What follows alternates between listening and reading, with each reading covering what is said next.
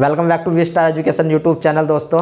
और हो सकता है डायरेक्ट आप इस क्लास पे जंप किए हो, बट इससे पहले कि मैं 2 क्लास पढ़ा चुका हूँ उसमें मैंने आपको बताया कि आपको 6 से 7 यूनिट ही क्यों सिलेक्ट करनी है। दूसरा क्वेश्चन था हमारा कि हम 6 से 7 यूनिट अपनी कौन सी सिलेक्ट करें।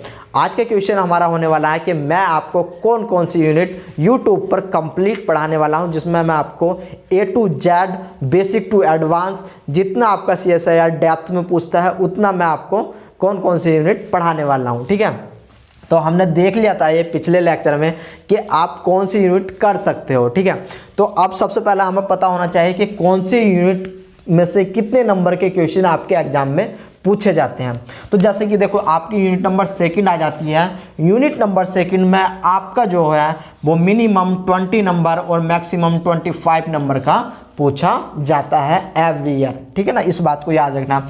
Same condition unit number third के साथ होती है। 22-25 नंबर के क्वेश्चन आपसे पूछे जाते हैं। यूनिट नंबर 4 का थोड़ा ज़्यादा पूछा जाता है, इसमें आपके लगभग 25 से 30 नंबर तक पूछा जाता है। इकोलॉजी एंड इवोल्यूशन मैं दोनों को एक साथ लेकर के चलता हूं और इसमें आपका मिनिमम 50 नंबर दोनों को मिला करके और मैक्सिमम आपका 60 नंबर तक पूछ लिया जाता है। ठीक है, इसके बाद जो आपका जेनेटिक्स होता है, जेनेटिक्स में भी आपसे 20 से 25 नंबर ऑलमोस्ट पूछ लिए जाते हैं। ठीक है, डेवलपमेंटल बायोलॉजी आपका ऑलमोस्ट 40 नंबर तक आ जाता है। काफ़ी जो ब्रॉड जो है आपका एरिया होता है डेवलपमेंटल बायोलॉजी का।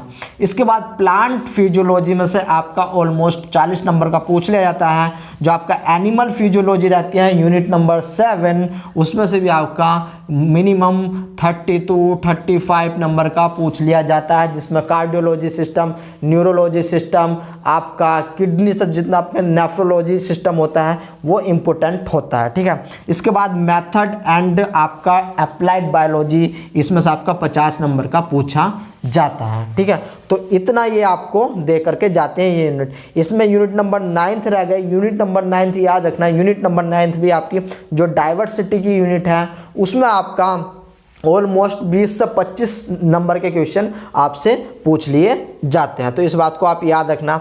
अब सवाल आता है कि मैं आपको क्या पढ़ाने वाला हूं।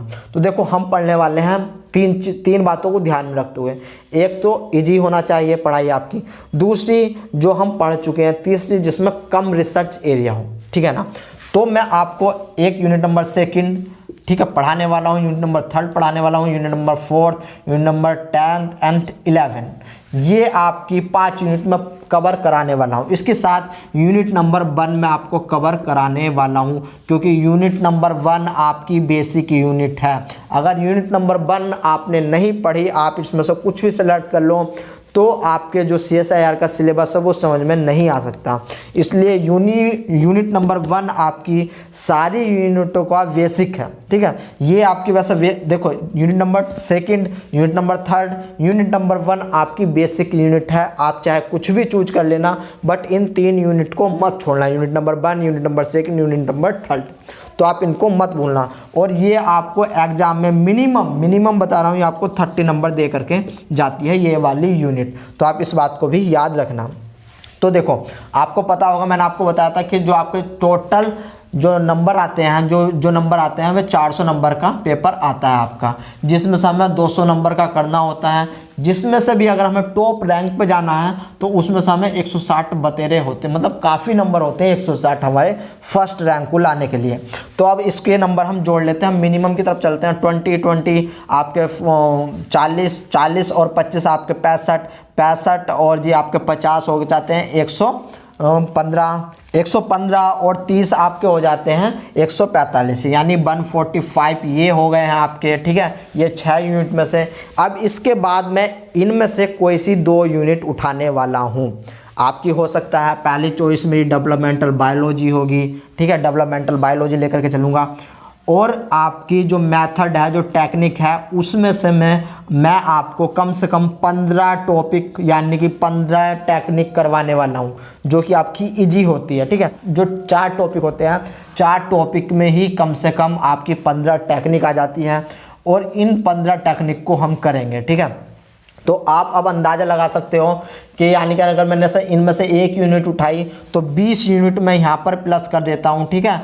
इसके बाद इसमें से यहाँ से जो है मैं आपका कम से कम 15 टॉपिक करवाने वाला हूँ।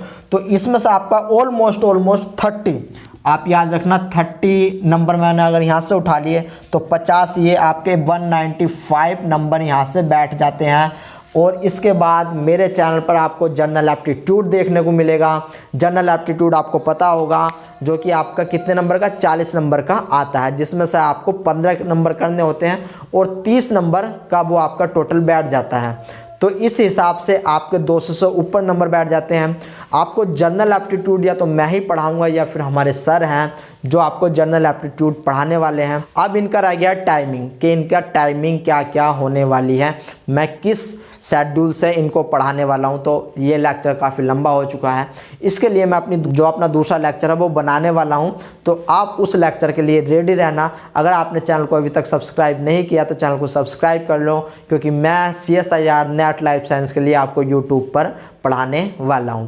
तो इसी के साथ गाइज मिलते हैं अपनी नेक्स्ट वीडियो में, जब तक के लिए टाटा एंड बाय बाय।